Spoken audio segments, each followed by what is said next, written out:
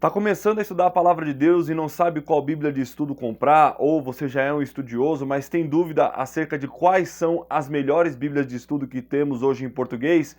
Fica tranquilo que hoje eu vou te passar o ranking das 5 melhores Bíblias de estudo que nós temos em português, atualizada agora em maio de 2021, tá bom? Fica com a gente.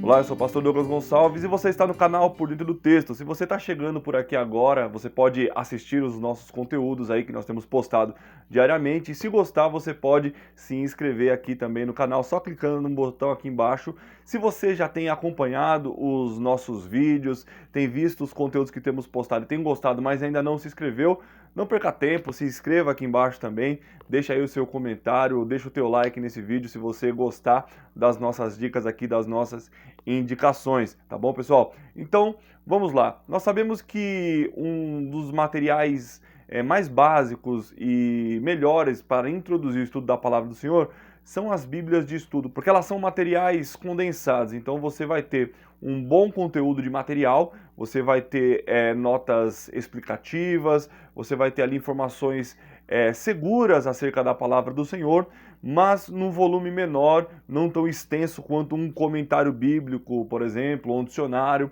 ou até mesmo um dicionário léxico, ou esses comentários extremamente técnicos. Então a Bíblia de Estudo ajuda muito. E eu quero começar esse ranking pela quinta posição, que na minha opinião é a Bíblia de Estudo arqueológica. Ela é uma Bíblia de estudo que ela não tem muitas notas de rodapé, mas ela é extremamente eficaz no que ela se propõe. Ela é única no seu segmento, por se tratar de uma Bíblia que vai tratar diretamente de arqueologia, e eu quero mostrar uns detalhes dela para vocês. Bom, pessoal, essa é a Bíblia arqueológica. Eu amo essa capa, né? Eu escolhi particularmente essa capa. Tem uma outra capa preta e uma outra capa também duas cores, ali meio vinho, meio lilás, né? Mas eu gosto muito de marrom. Mas isso não é o mais importante, né? O importante é o conteúdo dessa obra. Vamos dar uma olhadinha aqui. O forte dessa Bíblia não são as introduções aos livros da Bíblia e nem mesmo as suas notas de rodapé. Como nós podemos ver, nós temos alguma aqui, né? Tá bem pequenininha aí, não sei se dá para ler. Mas o forte delas são os achados arqueológicos, os artefatos antigos, né? Como nós vemos aqui, uma exposição aqui da narrativa da criação. Eu vou aproximar a tela e aí quem quiser ler pode pausar o vídeo, você pode ler esse trecho aqui. Vou ler aqui o início apenas de Gênesis 1, né? Antigas narrativas da criação. Em contraste com as narrativas bíblicas da criação, as antigas histórias oriundas da Mesopotâmia, do Egito e da Sírio-Palestina fazem mais que apenas tentar explicar como o mundo físico vê a existência. Os mitos da criação em geral falavam da elevação de um deus, com D minúsculo aqui, né, de algum altar, à supremacia sobre todos os outros deuses, de modo a validar o prestígio daquela deidade, daquele altar ou daquela cidade na qual o altar estava localizado. Então você pode pausar o vídeo aí e você pode ler aqui todo esse trecho, muito interessante. Deixa eu mostrar para vocês aqui uma outra parte, olha só. Nós temos aqui um outro artigo falando sobre a localização do Éden. Deixa eu aproximar mais uma vez. Então nós vemos aqui, povos, terras, governantes antigos.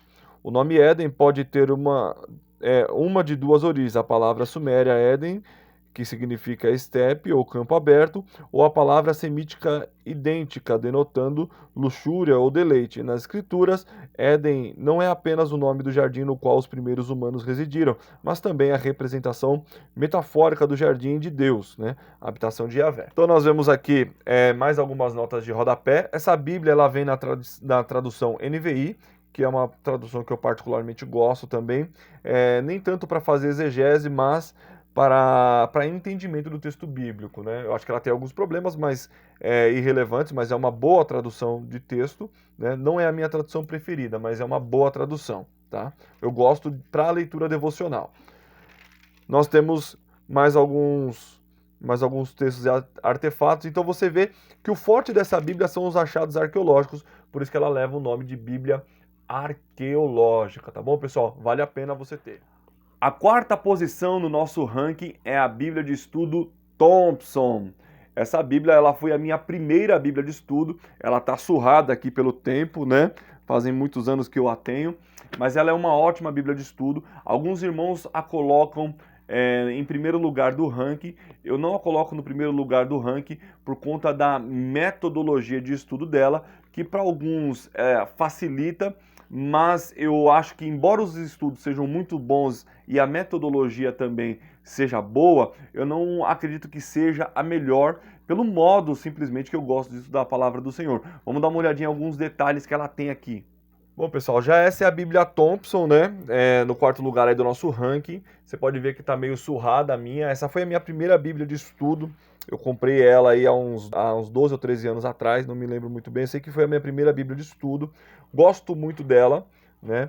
Vamos dar uma olhadinha no que ela tem aqui. Essa Bíblia, você pode ver aqui que as palavras de Jesus estão em vermelho. O forte dela são os estudos em cadeia temática. Eu vou aproximar um pouquinho para você observar. Os estudos dela não são através de notas de rodapé. E até mesmo as introduções aos livros bíblicos, elas não se encontram no começo do livro. Você precisa ir buscar lá no final, vou mostrar para vocês aqui também. Então, por exemplo, assim, quando nós falamos de estudos em cadeia temática, e ela, nesse quesito, não tem nenhuma Bíblia semelhante a ela. Ela é única, né? E esse estudo é muito bom.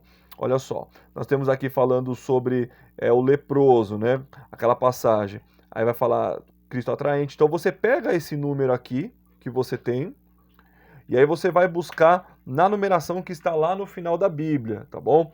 Olha só, você tem algumas numerações aqui. Então essas numerações aqui, você busca lá e você vem estudar aqui aquela indicação do texto bíblico. É uma ótima Bíblia de estudo, e ela é única, conforme eu falei, mas ela não é a mais fácil de você estudar. Por isso que ela está no quarto lugar do ranking e não no primeiro. Mas vale a pena você ter na sua casa. Se você conseguir estudar por essa linha, vale demais a pena você ter a Bíblia Thompson na sua biblioteca. Eu tenho uma paixão especial por ela também.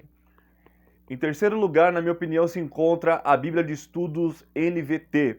Porque nós sabemos que Bíblia de Estudo ela tem um conteúdo primariamente devocional. Ela é muito boa para o seu estudo devocional, por você ter um material condensado ali na sua mão. E essa tradução NVT, ela é sensacional para o estudo devocional. E também a grande qualidade que nós temos de notas de rodapé e também de introduções a livros bíblicos, algum panorama que ajuda muito. Vamos dar uma olhadinha em alguns detalhes dessa obra também aqui. No terceiro lugar do nosso ranking está a Bíblia de Estudo NVT, né? Alguns vão questionar por que eu coloquei a NVT na frente da Thompson, porque na metodologia de estudo que eu gosto, a Bíblia de Estudo ela vai ser uma Bíblia mais para uso devocional. E ela tem uma colocação, ela é mais fácil de você estudar de forma devocional do que a Bíblia Thompson. Então ela vale demais a pena por conta disso. Eu escolhi a capa vinho, que ela é lindíssima, eu amo essa capa, eu amo essa cor, né? Assim como a arqueológica, também os irmãos viram que eu escolhi marrom. Então vamos dar uma olhadinha aqui. Ela tem um ponto muito forte que são os estudos também, além das notas de rodapé que você encontra ao longo de toda a Bíblia Sagrada, você tem alguns estudos. Então, quando você vai falar do chamado de Abraão, você tem relacionamentos de aliança com Deus. Ele vai falar um pouquinho aqui da aliança. Vamos ler um trechinho dele aqui. Eu vou ler o começo, mas você pode pausar o vídeo aí para que você possa ler também todo esse trecho aqui dessa palavra. Os relacionamentos de aliança que Deus estabeleceu e desenvolveu com seu povo talvez seja o tema de maior importância teológica no Antigo Testamento. Esse tema começa com Noé, por meio do qual Deus fez uma aliança com toda a criação. Deus prometeu manter a ordem que estabelecera e deu o arco-íris como sinal de seu comprometimento. E aí ele vai falar dessa questão de relacionamento e aliança, né? Olha só, vamos ler uma nota aqui de rodapé. Vamos ler uma nota de rodapé aqui. Terá tomou. O texto deixa claro que a saída de Abraão de Ur foi motivada pelo chamado de Deus. Ver nota de 11:28. Mas o evento é descrito sob a perspectiva de Terá, em consonância com a cultura patriarcal do Antigo Oriente Próximo. Essa deferência cultural pelo homem mais velho é evidentemente a razão de Abraão ter prosseguido para Canaã naquele momento. Arã ficava a 880 quilômetros ao noroeste de Ur, perto da fronteira assiro-turca. Apesar do nome semelhante, não há nenhuma conexão com o filho de Terá, Arã, que havia morrido em Ur. Arã significa caravana. Rotas diversas convergiam para lá, fazendo do lugar um centro para o comércio. Arã também era conhecida pela adoração da lua, a qual aparentemente a família de Terá era devotada. E aí nós vemos que é uma Bíblia com muitos recursos, para estudo devocional ela é muito boa. Vamos dar uma olhadinha aqui numa introdução. Você tem aqui estudos sobre a genealogia de Abraão, a cronologia de Abraão até Josué. Moisés, tem um estudo sobre Moisés.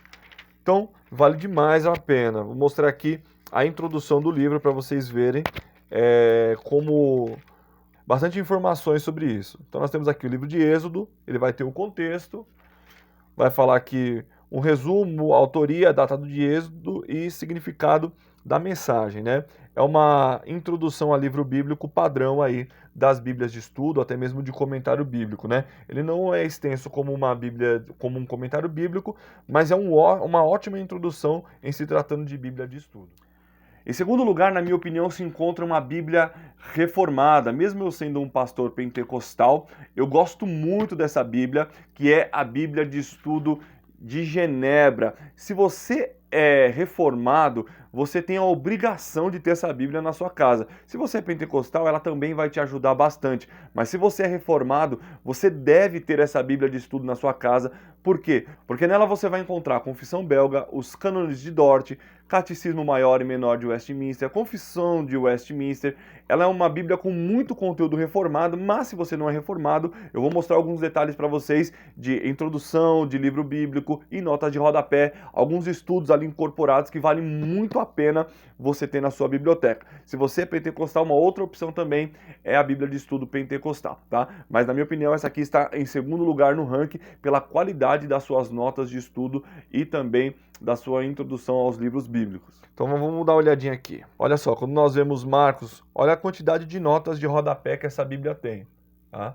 Então você tem uma quantidade muito boa de notas de rodapé, você tem um estudo muito aprofundado aqui, muito bacana, embora não seja muito extenso, é bem profundo. Blasfêmia contra o Espírito Santo, você vai encontrar estudos como esse durante toda a Bíblia Sagrada. Eu quero mostrar aqui a introdução do livro bíblico. Olha que quando você começa em Marcos 1, olha a quantidade de notas de rodapé que você tem. Eu sei que notas de rodapé, a quantidade não é o mais importante, mas a qualidade das notas de rodapé.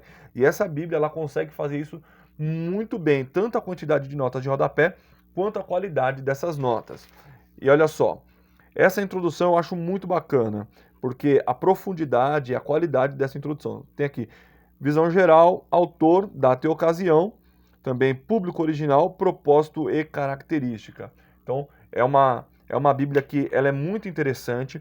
Quando você vem aqui para o final, você tem, para você que é reformado, você vai ter aqui os auxílios, você vai ter aqui Confissão Belga, Catecismo de Heidelberg, os Cânones de Dort, símbolos de Westminster, a Confissão de Fé, o Catecismo Maior de Westminster, o Breve Catecismo de Westminster. Você tem também concordância, cronologia bíblica, tabela de pesos, dinheiro e medidas, como na maioria das Bíblias de estudo. Então, se você é reformado, se você é calvinista, você precisa ter essa Bíblia na sua biblioteca, porque além dos estudos, ela tem aí as doutrinas bases da fé reformada, né?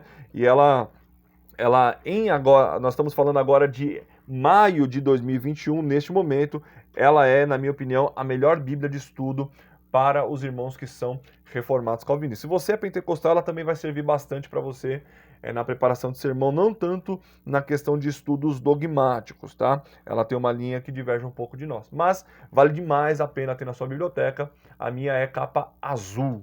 E em primeiríssimo lugar no ranking, na minha opinião, está a Bíblia de Estudo King James, né? Ela é a Bíblia de Estudo Roma, que saiu nos Estados Unidos como Estudo Roma e foi eleita ali por algum tempo a melhor Bíblia de estudo nos Estados Unidos.